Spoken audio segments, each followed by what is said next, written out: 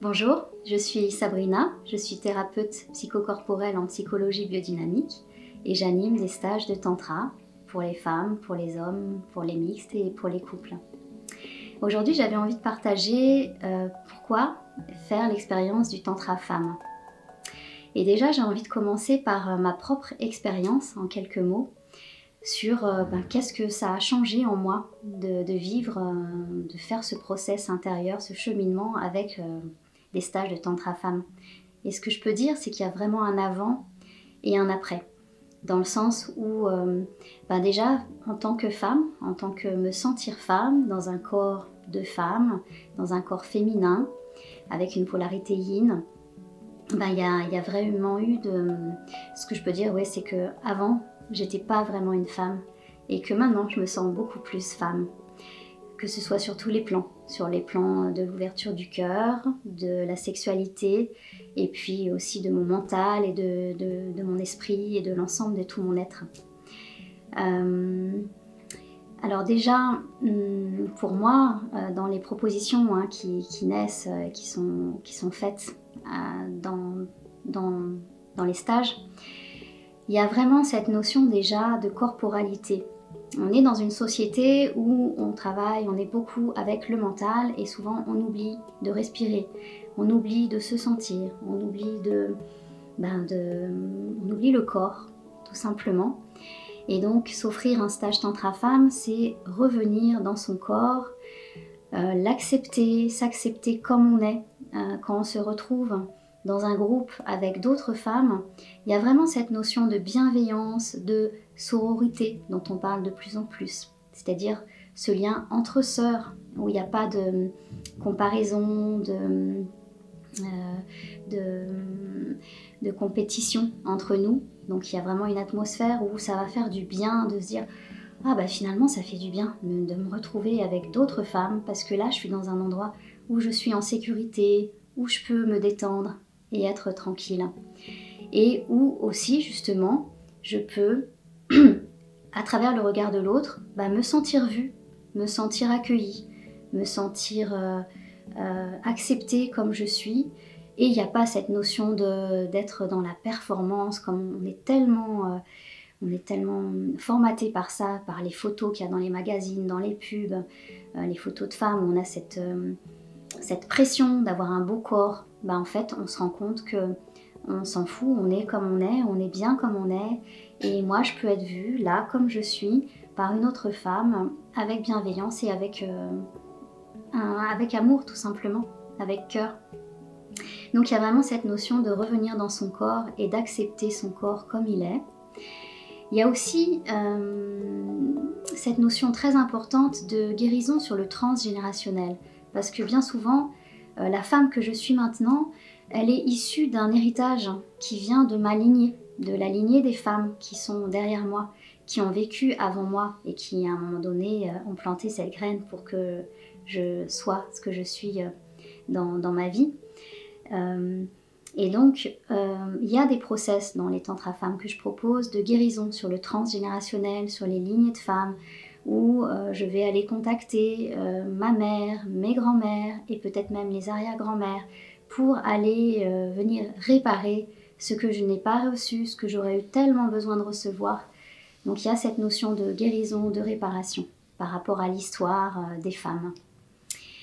Il y a aussi cette notion d'aller effectivement vers la sexualité, vers les réparations de la sexualité. Je pense que il n'y a pas dans l'histoire de l'humanité, je pense que chaque famille est touchée par cette notion d'inceste ou d'abus sexuels ou d'abus physiques, corporels. La violence faite aux femmes, on en parle beaucoup.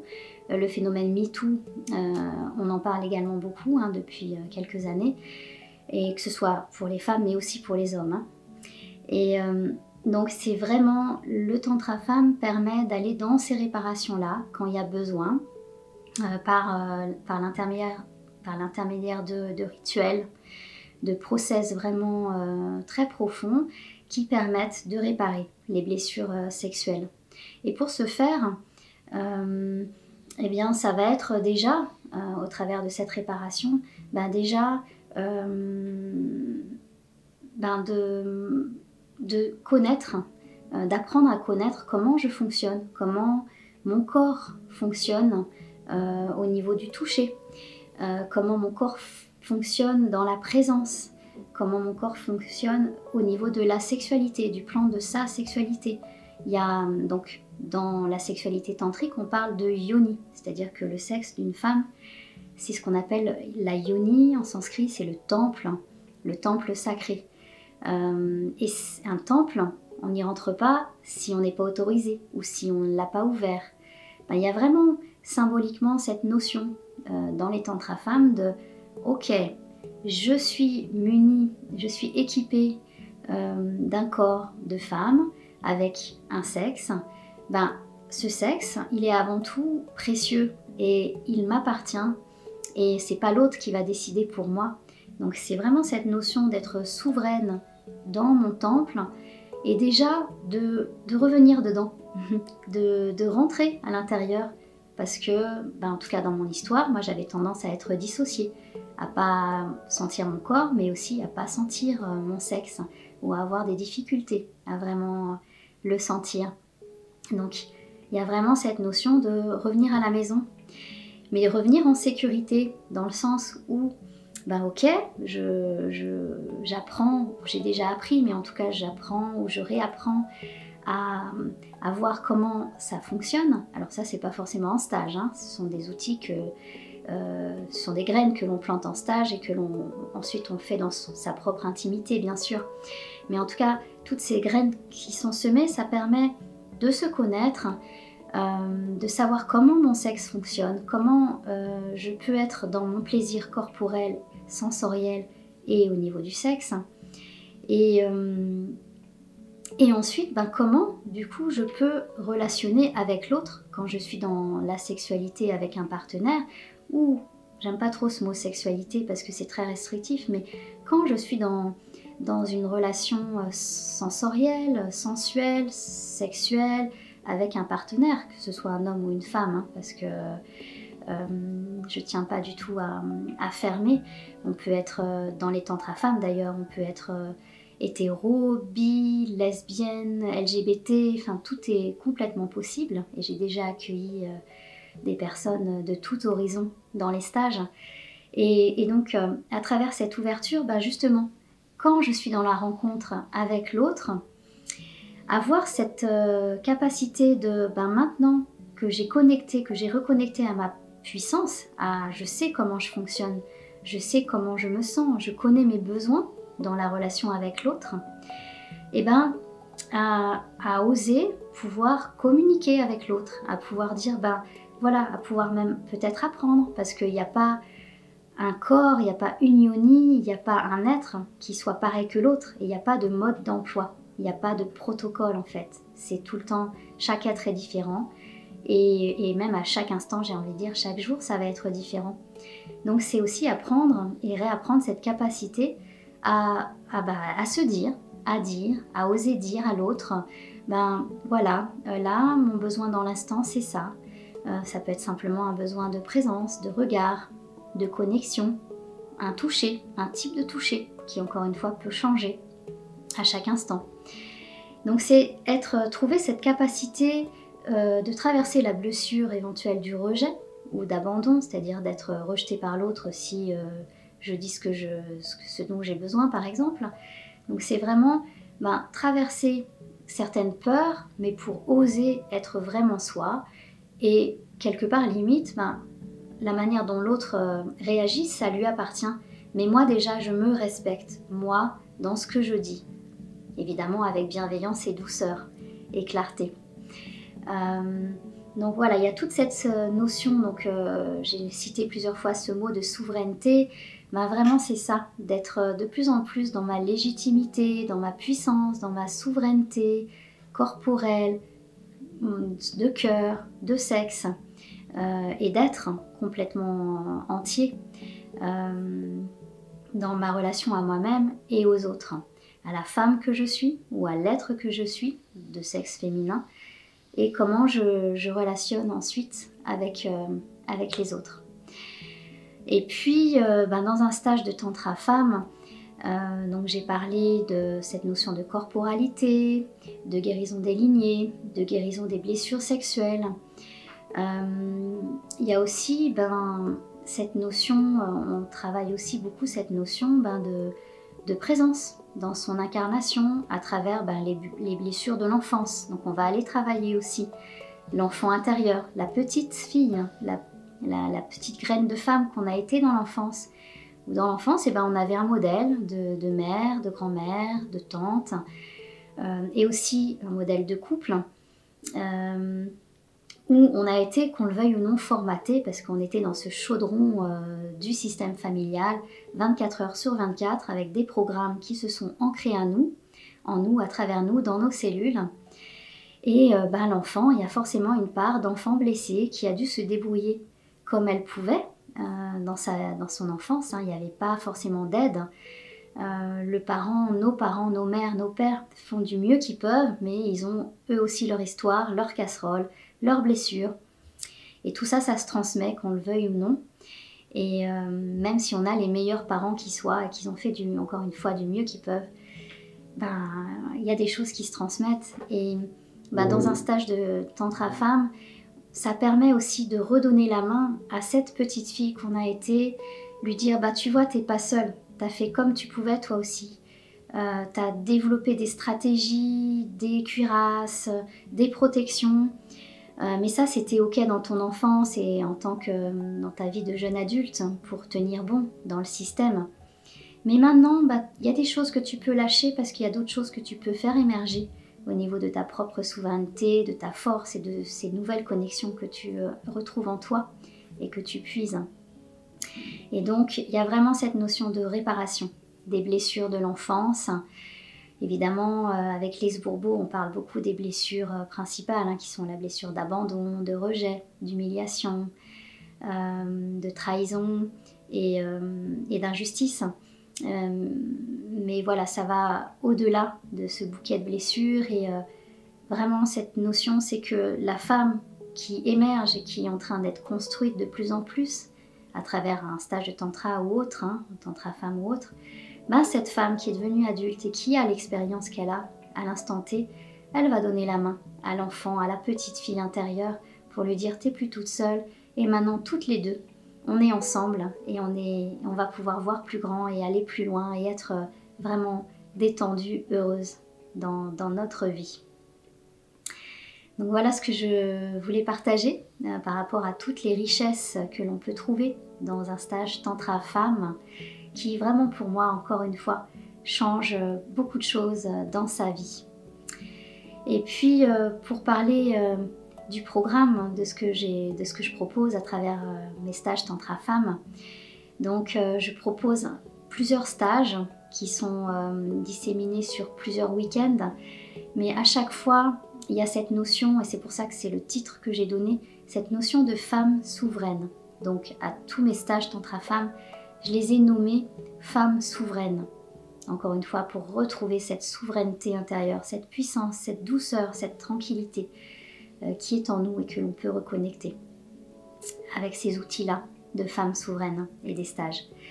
Et donc, l'année dernière, j'avais proposé ces stages sous forme de 4 cycles, de 4 stages sur 4 week-ends. En 2024, ça va changer et comme j'ai besoin d'être créative et à chaque fois de recréer, de renouveler dans mes créations les propositions sur la base quand même de ce qui a été proposé parce que ça a marché merveilleusement bien. Donc en 2023, j'avais découpé les stages sur 4 axes. Il y avait déjà l'éveil de la Shakti où on va dans les guérisons du transgénérationnel, les guérisons de l'enfant intérieur, de la petite.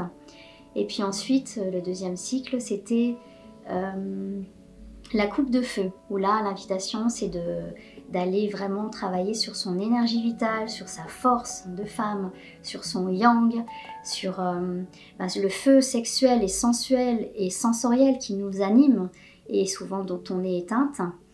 avec aussi cette notion de guérison au niveau de la sexualité.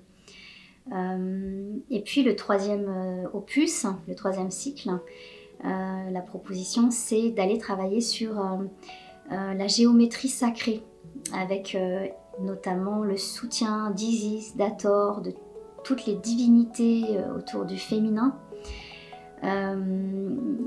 pour aller sur un cran plus profond, que je dirais vraiment plus énergétique, sensoriel, mais aussi corporel et incarné, de travailler sur ce féminin ancestral, de cette mémoire des femmes, mais aussi des hommes qui ont soutenu les femmes, d'aller vraiment dans ces subtilités-là, tout en continuant aussi à travailler sur la corporalité, sur le fait qu'on a un corps de femme ancré, un corps cellulaire, et que l'infiniment grand est relié à l'infiniment petit. Et puis là, c'était aussi un stage bonus que j'ai animé à la demande du groupe de 2023, qui était Terre de Shiva. C'est que la demande et du coup l'invitation, c'est aussi d'aller travailler sur notre masculin et de se préparer à la rencontre avec l'homme. Mais pour ce faire, pour rencontrer l'homme, il faut déjà avoir compris, rencontré et expérimenté comment agit le masculin en moi, notamment à travers le père, qui est notre premier référent masculin, notre première rencontre avec l'homme. Donc il y a le travail sur le père et sur les ancêtres masculins. Et puis ensuite, à construire en soi ce bon masculin, cet homme nouveau intérieur. Alors je dis homme nouveau, mais ce masculin nouveau, parce qu'on n'est pas obligé d'être hétéro, encore une fois, pour faire un stage de tantra, mais en tout cas, rentrer en soi ce masculin nouveau, cette saveur nouvelle en reliance avec le masculin, pour guérir justement les blessures liées au masculin, aux hommes éventuellement, ou même à travers les femmes, parce que le matriarcat, c'est pas rien non plus. Donc guérir cette notion de yang, de masculin, pour construire quelque chose de plus tranquille, de plus cool avec l'extérieur, avec le masculin extérieur. Et donc pour parler de 2024 et de ce qui s'annonce, les formats vont continuer à être dans la même logique, mais peut-être sur des week-ends regroupés. Donc je pense par exemple là pour février, j'ai fusionné les 2 premiers stages pour donner un format de 3 jours.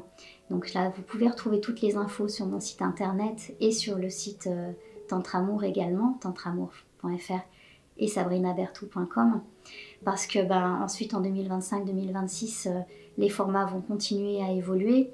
Mais en tout cas, vous avez l'idée du fil conducteur, toujours cette notion de retour au corps, retour à la sensorialité, retour au cellulaire, avec les guérisons du transgénérationnel, les guérisons sexuelles, un retour aussi d'accepter ma yoni, accepter mon sexe, accepter mon corps. Et puis aussi ce travail, après avoir vraiment beaucoup travaillé sur le féminin, un travail aussi sur la préparation à la rencontre intérieure puis extérieure avec le masculin. Et puis j'ai pas trop parlé de cet outil que l'on utilise beaucoup évidemment dans les stages de tantra, de plusieurs outils. Il y a l'outil de l'œuf de Yoni dont on parle beaucoup. Moi j'ai vraiment cette intention que l'œuf de Yoni ne finisse pas dans un tiroir. Donc je donne pas mal d'outils sur comment naviguer avec cet œuf de Yoni, et on va avec beaucoup de douceur. Il n'y a aucune obligation à le rentrer dans sa Yoni. Déjà il y a tout un travail d'apprivoisement que l'on fait à travers les stages, que l'on vit à travers le stage. Il y a aussi un travail au niveau du toucher corporel, pour réapprendre à toucher, à être touché. Et donc ça passe aussi notamment par le massage tantrique. Il y a un travail aussi au niveau de la présence, de la corporalité, du regard. Voilà, et puis tellement d'autres choses, tellement d'autres rituels que je n'ai pas envie de déflorer là, parce que le tantra avant tout c'est une expérience. et c'est quelque chose qui se vit dans un magnifique laboratoire de bienveillance, et tout ça en sécurité. Et d'ailleurs un cadre est posé en début de stage dans lequel en fait c'est avant tout respect de soi, respect de l'autre, et je ne suis obligée de rien. Et ce qui est important, c'est que à chaque instant je peux toujours faire moins que ce qui est proposé, et il y a des nuances, c'est pas du binaire, c'est pas rien faire, c'est pas tout faire. Moi en tant qu'animatrice, je suis pas la maîtresse que l'on va écouter sans faire gaffe et de manière aveugle. Non, c'est important tout le temps d'être relié à la souveraineté, à sa force intuitive et intérieure. Et c'est ça qui donne la confiance et qui crée l'amour aussi de soi. Voilà, j'ai, je pense, beaucoup parlé pour partager ce qui m'anime et ce qui me passionne en tant que transmetteuse et animatrice de stage. Ce que je transmets, je tiens à le dire, c'est ce que je vis, c'est ce que j'intègre dans mon corps de femme, en tant que femme ancrée, sexuée, sexuelle. Et c'est aussi ce que je vis dans mon couple intérieur, mais aussi extérieur. Et là, je fais un clin d'œil à Shiva Chris, qui est mon partenaire actuel, avec lequel on est en chemin et qui est aussi très inspirant, qui m'inspire beaucoup pour la transmission aux femmes. Voilà, au plaisir de te rencontrer, de te retrouver dans mes propositions, que ce soit au travers des stages dont j'ai parlé, mais aussi des accompagnements en individuel, avec des séances, des sessions de massage tantrique en individuel donc, ou de guérison de la yoni, toujours en individuel, ou aussi d'accompagnement justement plus spécifique pour l'œuf de yoni et la sexualité tantrique. Au plaisir de te rencontrer. À très bientôt.